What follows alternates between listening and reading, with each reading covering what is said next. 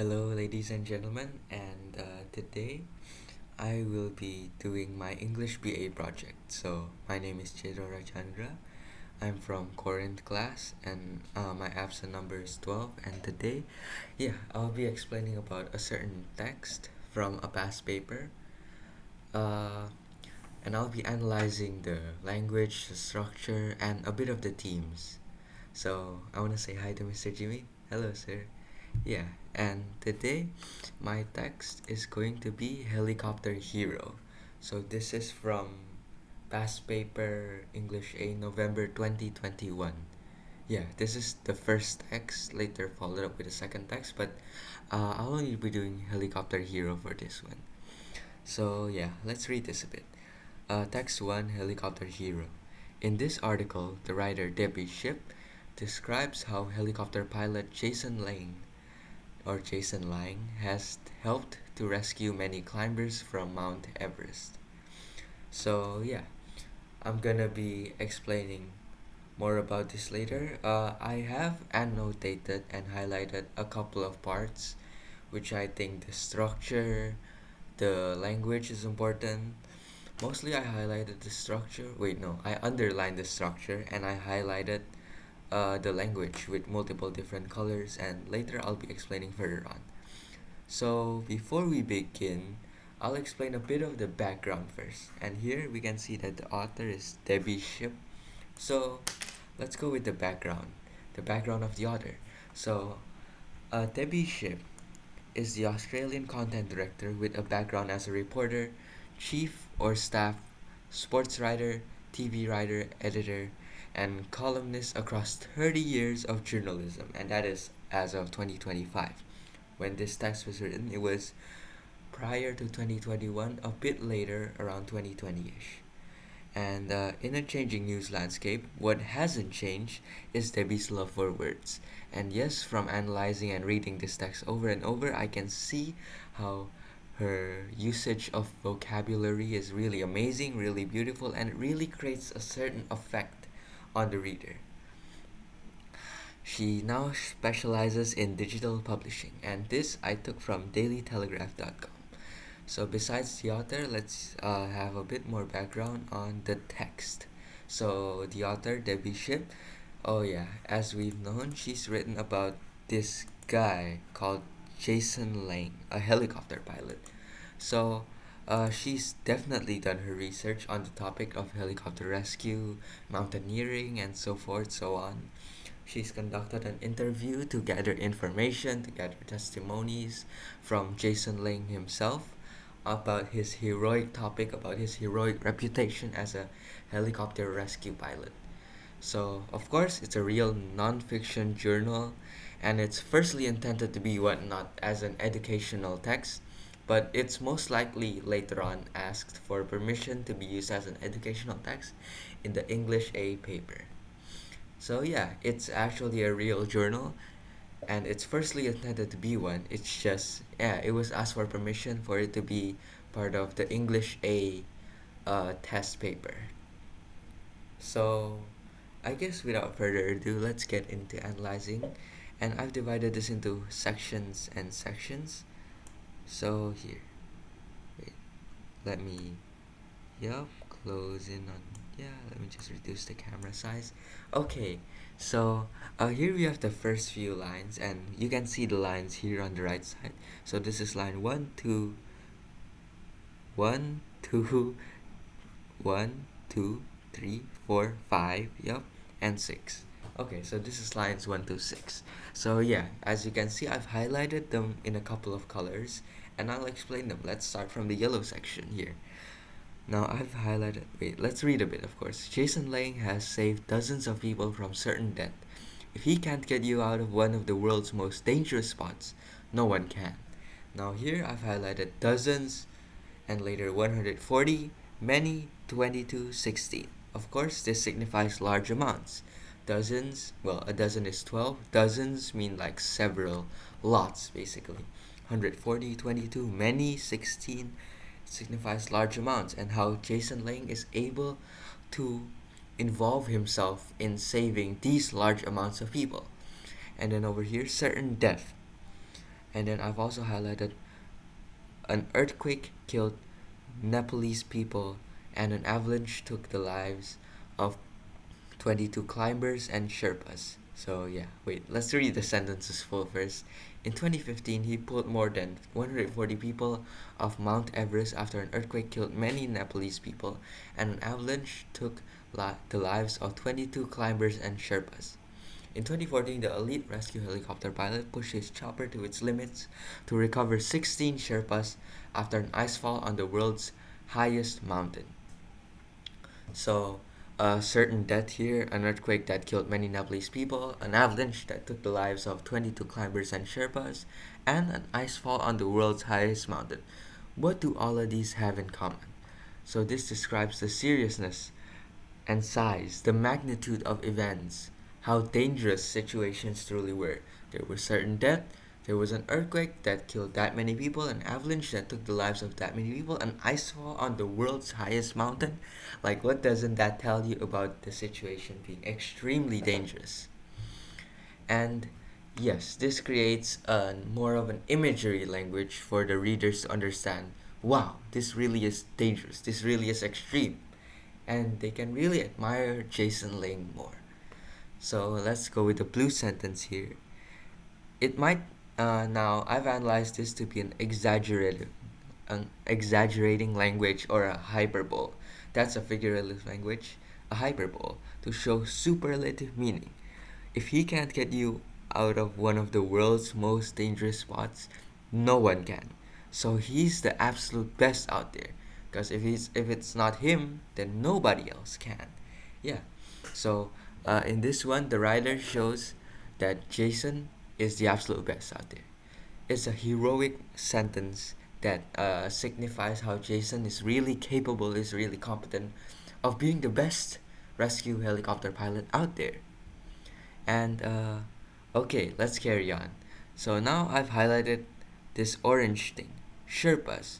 Now I've saved this as this definition is actually correlated, is actually given in the text, sorry. Sherpas are Himalayan people who are involved in mountaineering, usually hiking themselves, or can be as well as like Jason, can be a part of the rescue team. So this includes the cultural terms for people there. So the author Debbie Ship did not exclude using cultural terms to again signify or identify a term of belonging, a term of respect for the culture there. Okay, and then the green one here, Elite Rescue Helicopter Pilot. It's a heroic title for Jason, of course, giving him praise with it, uh, with the main emphasis being on elite over there. Elite Rescue Helicopter Pilot. Elite means he's really good. He's very professional, and that's exactly what the author is trying to picture for Jason. And then for red here, pushed his chopper to its limits, showing him giving maximal effort. Pushed his chopper or his helicopter to its limits to save people, to recover 16. Sherpas again, Himalayan people who work as guides on climbing expeditions, includes cultural elements in text. Yes. And yes, he pushed his chopper to recover 16 Sherpas. Wow, that's just amazing. Like, absolutely amazing.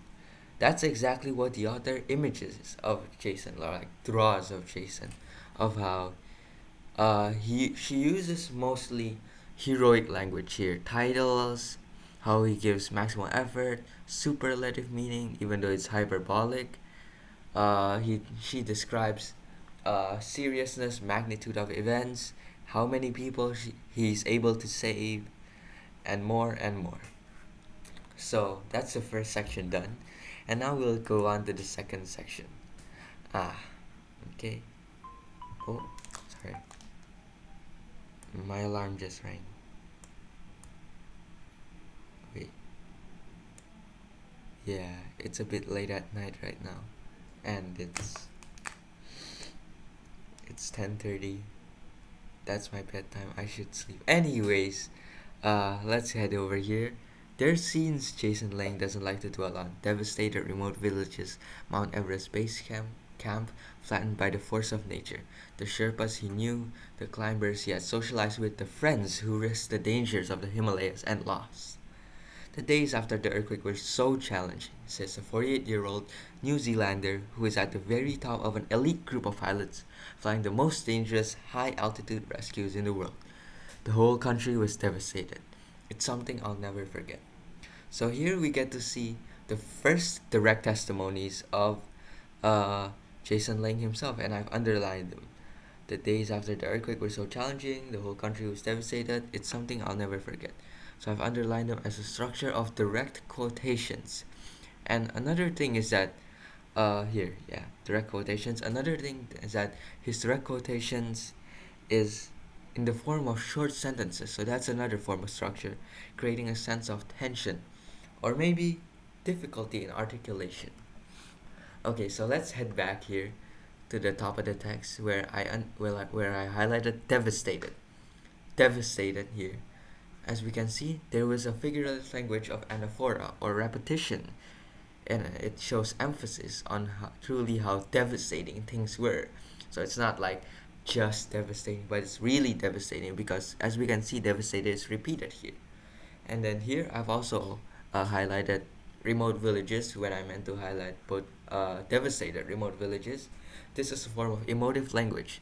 It invokes a sense of sympathy or empathy from the readers. Like when you hear devastated remote villages, you really just feel bad for them. And that is exactly what the author is trying to achieve. And then here, let's continue here. Flattened by the force of nature. Personification. Flattened. Here, the force of nature would flatten, even though, of course, it's not a person, it's not a human. If you think about it, it cannot really flatten, but it evokes the force of nature as a person, so that it can flatten someone. And yes, this ultimately refers to avalanches more than any other disasters of earthquakes, winds. But yes, this refers to avalanches. Over here, the Sherpas he knew, emphasis on he knew, he had socialized with, the friends. It's showing how he had emotional connections, emotional relations to those people. So it evokes emotional testimony from him that he really did lose people, flattened, risked the dangers and lost. He lost people he knew. He lost people who he had emotional relations with. And yes, his testimony did include a lot of emotional feelings from himself. So yes, this is a really personal testimony from him, also invoking sympathy from the readers.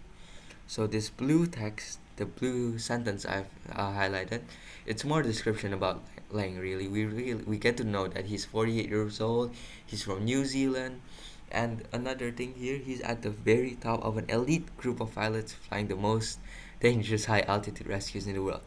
Now this last section, it's another heroic title. It may be hyperbolic because it's saying that he's at the very top and the best of an elite group of pilots, as if elite wasn't enough, really. And then they put at the very top again. Again, it creates a superlative meaning. I'll take it from the one earlier that he's the absolute best out there. He's the best, he's the top notch out there, and yes. And finally, it's another repetition, devastated. Well, next section. Okay, there's a page break here, but we'll ignore that. He finds it difficult to articulate the emotional thought. Again, it's an emotive language that also he explains in short sentences. That, yeah, it shows how he puts his emotional feelings in his testimonies here, and difficult to articulate the emotional thought. Why? That explains the short sentences that he said earlier. It might be because he was having difficulty in articulation. That's why he's been speaking in short sentences. Like here, the days after the earthquake were so challenging, blah blah blah, and we can see it more over here. It's hard at times, just as that. Uh, yeah, they switched me out with another pilot to take a breath. Also short sentences, even though they're just separated with commas, it's still short sentences. So again, we get to see more direct quotations, more direct testimonies from Lang himself. And here, he said, I did the thing that my skills enabled me to do.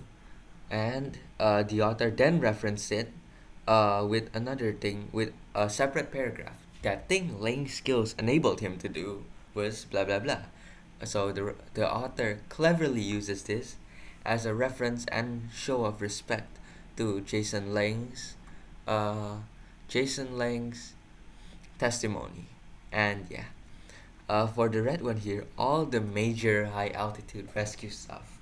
So it's a figurative language of litotes or litotes. Litotes. I call it litotes really. And it's a figurative language that minimizes someone's or something that's actually big by showing it as something small or not that important. And that's exactly what Lang does. Lang minimizes his own heroism.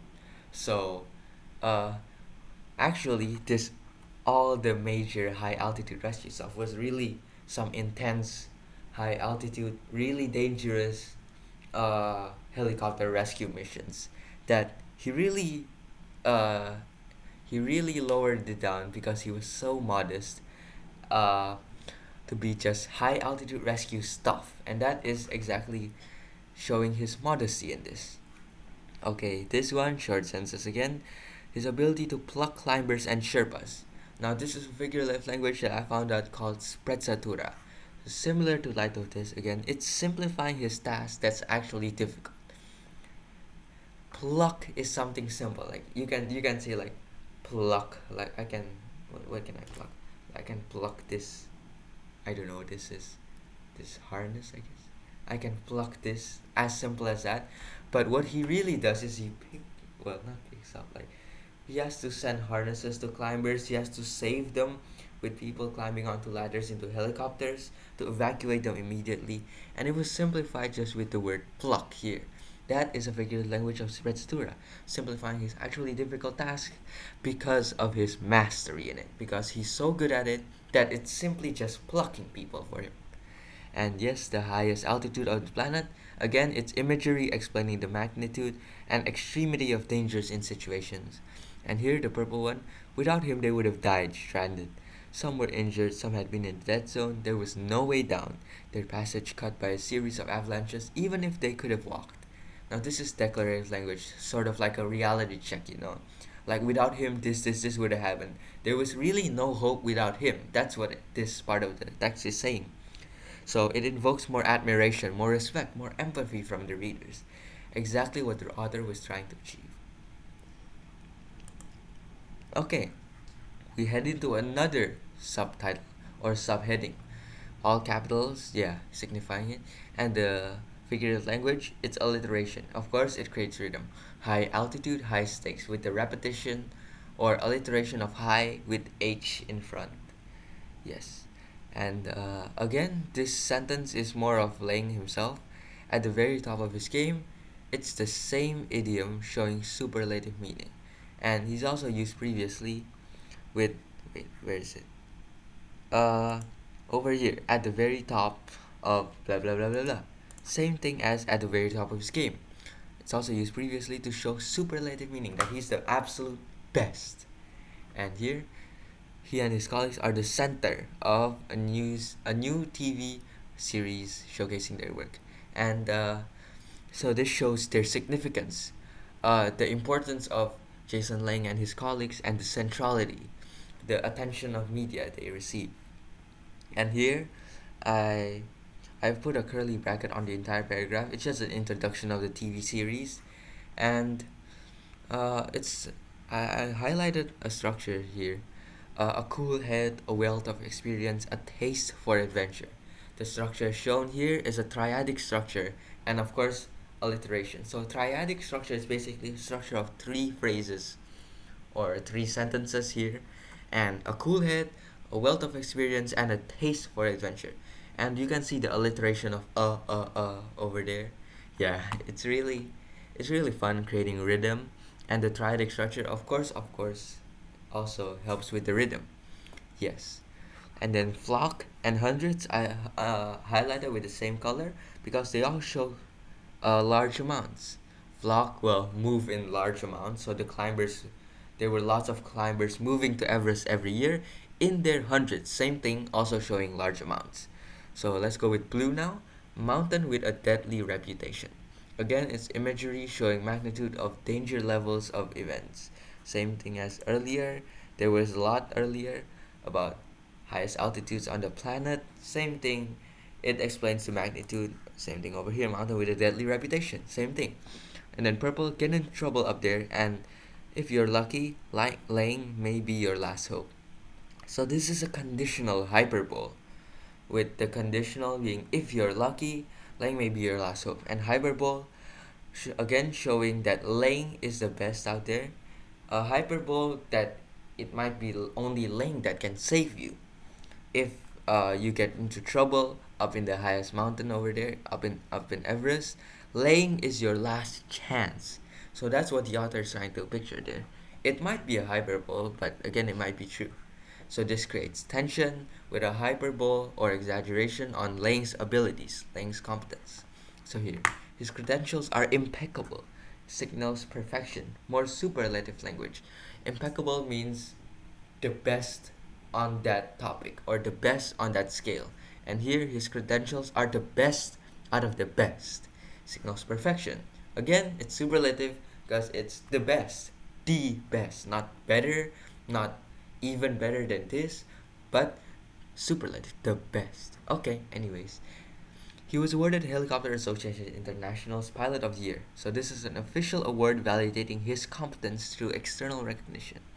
And finally, his rescue and recovery efforts following the 2014 Nepalese ice falls and the 2015 Nepalese earthquake. So this shows heroism once again, invoking admiration from readers. Like, wow, this guy is really great. This guy is such a hero. Yes, exactly. His memory of the 2015 earthquake is of a country, not just Mount Everest. Shows his larger scope of view and sympathy, of course. And again, we can see devastated, devastated, devastated. Repetition, same one that's been previously used. If we track back over there, it's devastated that's been repeated again. So it conveys, again, an emphasis on the devastation levels.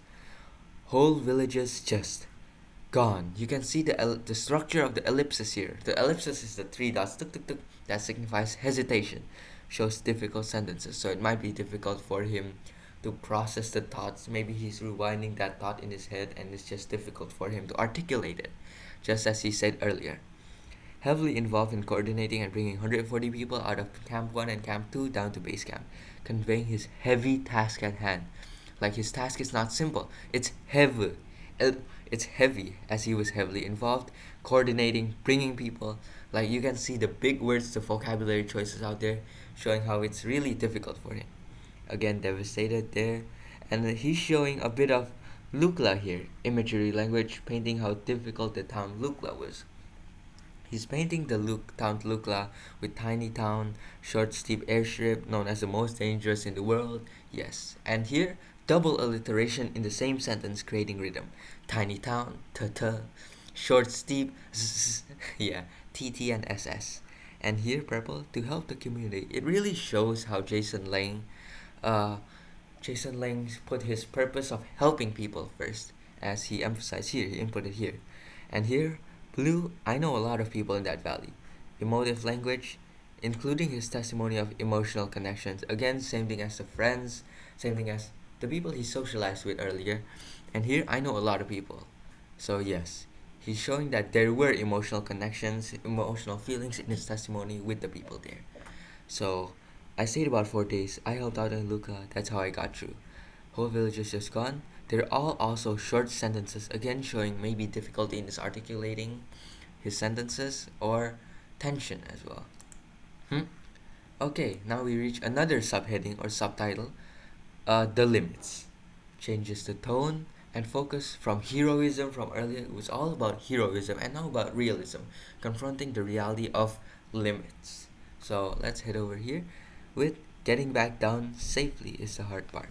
So it's not climbing it that's the hardest part, that's what they're saying, but getting back down. So we can see the figurative language of antithesis.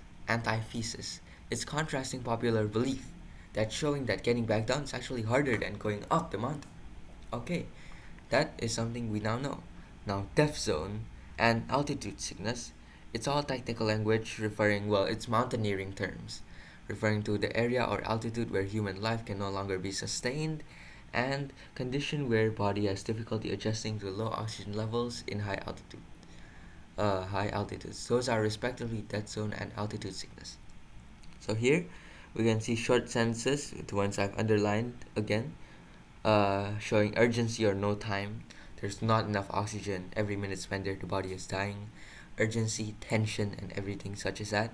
Here, fall victim to is just an idiom that I've labeled as a figurative language here. It's the mountain's biggest killer. Now, the mountain's biggest killer, it might be another hyperbole here. The mountain's biggest killer, it might be factual, but for now, it's a hyperbole. And yes, it's also a short sentence here. High altitude pilots face a similar scenario. This time, it's a comparative language. It shows similar, so it uh, compares the difficulty of climbing or hiking up the mountain and the difficulty of the pilots. Yes. And now here, just because you can't fly high doesn't mean you can't land. And it's also the same underline as here. Just because you can't fly doesn't mean you can't land. Take off or not come unstuck. Just because doesn't mean it's parallelism, creating a rhetorical meaning showing human limitation and moral advice. It's also repeated, except for the one part it's just added. You cannot take off, you cannot come unstuck as well. So yes, it's repeated and it's parallel. Okay, your helicopter loses power. It's figurative language of personification. Of course, your helicopter cannot lose something, but here it's described as a person. Helicopter loses power. And okay, let's hit here. It can't lift, it can't take off, it falls out of the air. So this one, there's triadic structure, same as earlier. It's a structure of three phrases and also alliteration and repetition of it. It can't, it falls. Emphasizing inability as well as, of course, creating rhythm. But the repetition of can't here, of course, yeah, it shows that you really cannot do it. It's really difficult or even impossible. So here I've also highlighted blue, dark blue, 23,000, 29,000, 21,000, 23,000 feet. Massive numerical measurements for altitudes. And yeah, thousands of feet repeated here is mentioned a lot here. And here, out of reach, it's a brief idiom, yeah, conveying instant hopelessness. The brief, it conveys instant, and the idiom, it shows hopelessness. Boom. Next, we have limits, a repetition of we, and it's shown more of it here. We were oxygen. We run into problems. So again, that might be to create rhythm. And here, the underlined, I've underlined the sentences here. It shows the realism, confronting the reality of limits. We have limits for the performance of the helicopter. He said plainly, he said declaratively. It's not even trying to hide, or it's not heroic language, but it's just modest, confronting reality. Over here, basically it gets to the point where the air student also confronting it. That's why I underlined it. And it's also colloquial or informal language. Basically it gets to a point, blah blah blah blah, as well as throw in the vagaries of blah blah blah. It's also informal. Now the air is too thin. These are simple technical terms. The air is too thin, less power, and also can't sustain flight. This double as modal verb usage and simple technical terms, which over here, we can see the similarity here. The usage here signifies absolute limits. Something has to give. Has to give. The chopper can't sustain flight. Well, yeah, that's about it. And here, throw in the vagaries, that was colloquial or informal language. Accumulation or listing, it shows the weather, cloud, fog, weight, wind. It's listing a lot of the vagaries or limits, the obstacles. Vagaries means obstacles or variables. It's a bunch of listing, creating rhythm, and also it might show a difficulty in articulating as well as just rushing stuff.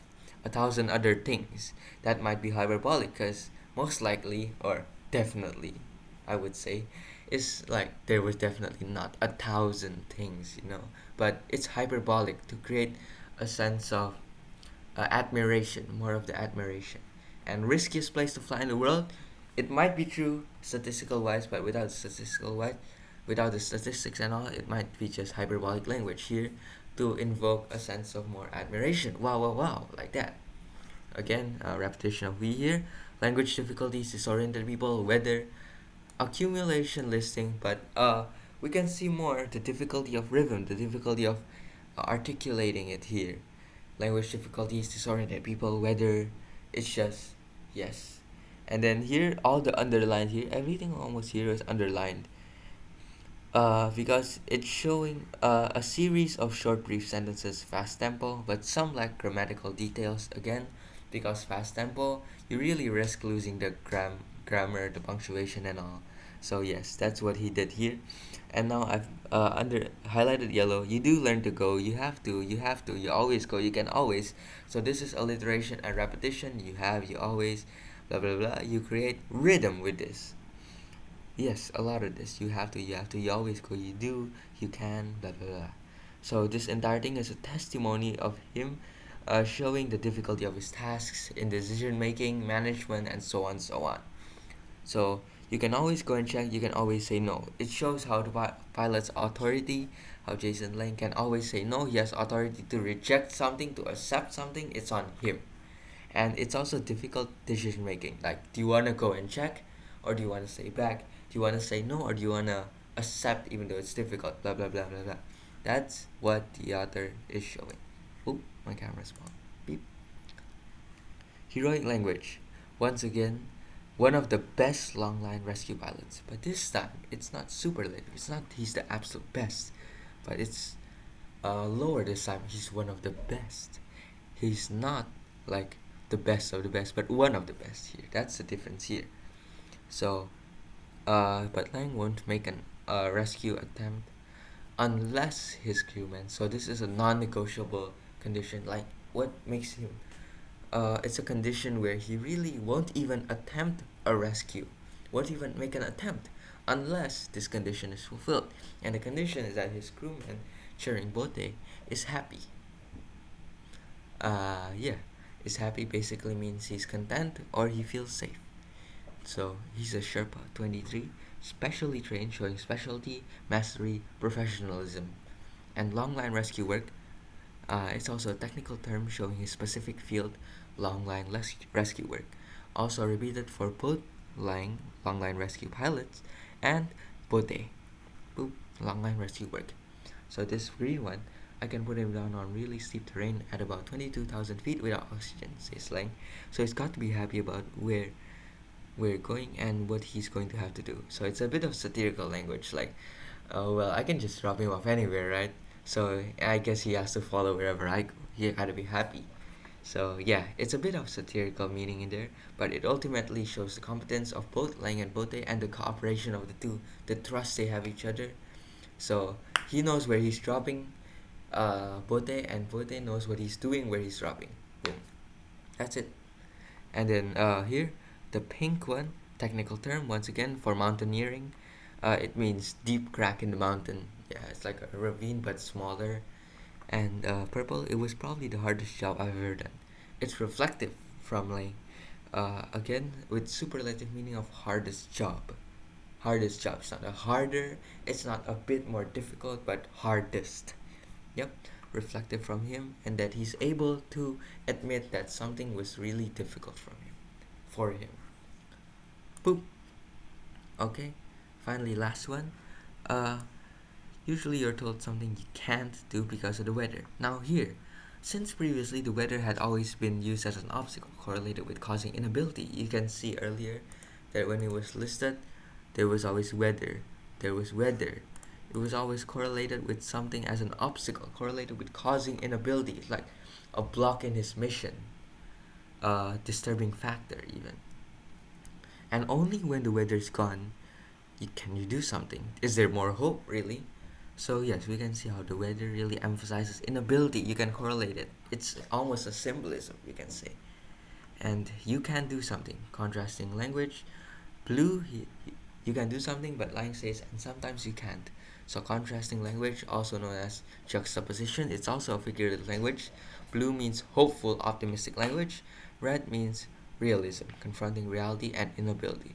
So sometimes you can do something, sometimes you cannot do something. So contrasting, he's both optimistic and both a very realistic person.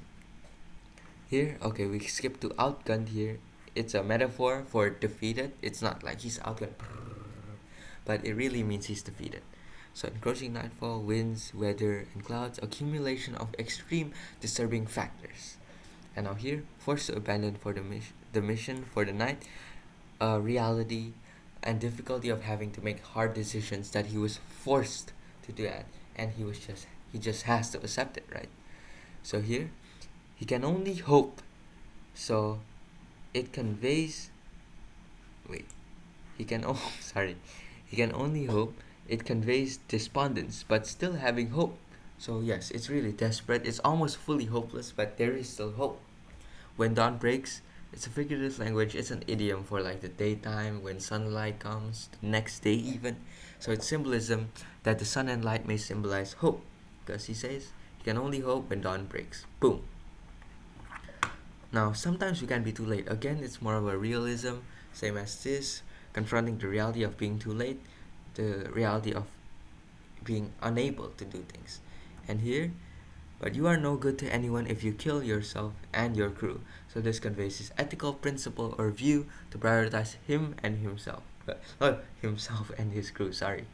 And here we can see I've had a lot of close calls, hair raising, all of these purple things.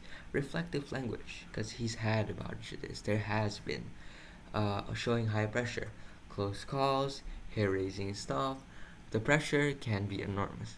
Boom. They're all showing how difficult, how high pressure his tasks are. And he reflects on that. He doesn't deny it. So here, a darker blue, decision making and wrong decisions. This is the necessity of responsibility for decision making. It really shows how important it is and how he tries to avoid making wrong decisions. People say the job is dangerous, so it's using the public eye as a testimony. Now, the effect, it creates an emotional connection by sharing opinions with the reader. And here, the lime green, I have a family and I plan to come home every day. Now, this is the final closing sentence of the text. It's a personal motive, it's a basic human desire showing his moral view as a normal human. No matter that he's such a great, heroic pilot, he saves this many people, he's still human at the end of the day. And how he still has a family and how he still wants to care for his family. And that really sums up. This is more of his emotional testimony, his reflection, and more of the realistic view he has, and his ethical views here, with prioritizing himself, his crew, and of course his family. So I'll finish up with a biblical interpretation. So this I'll do it for myself. So this that really shows how someone like Jason Lang, uh, his main thing is stewardship, how he's able to serve people in such harsh conditions, and how we can take example from him that it doesn't need to be as extreme as him. We don't need to fly helicopter pilots at 20 something thousand feet in the air of altitudes. Like, it doesn't need to be that. But it shows how, even though conditions are hard, even though there were so many obstacles of the weather, of the winds, fog, and everything, he's still able to help people and prioritize them. That shows true stewardship, as God has taught us that stewardship is something that He really taught. Serving, because He didn't come to the earth to rule or for the people that's already saved, but He wants to serve the people. He came to the earth to serve. In Indonesian, it's sebab anak manusia datang ke dunia bukan untuk dilayani, tapi untuk melayani. He came to the earth not to be served, but to serve other people, which is just amazing. And Jason Lang showed just that, and he showed how ethical principles really play a part in him. How there were lots of emotional connections, and that's something we cannot forget in stewardship. We must be able to still be responsible, to still prioritize what is needed, to be able to say no. Now that's one more thing. So yes, that's a biblical interpretation we can interpret in our daily lives, and hopefully this story is not just a normal educational story, but also a morally educating story. So That's something I've learned from here as well as my biblical interpretation. So, ladies and gentlemen, that'll be it for my presentation. Thank you very much. I'm Jedra Chandra and I'll be signing out.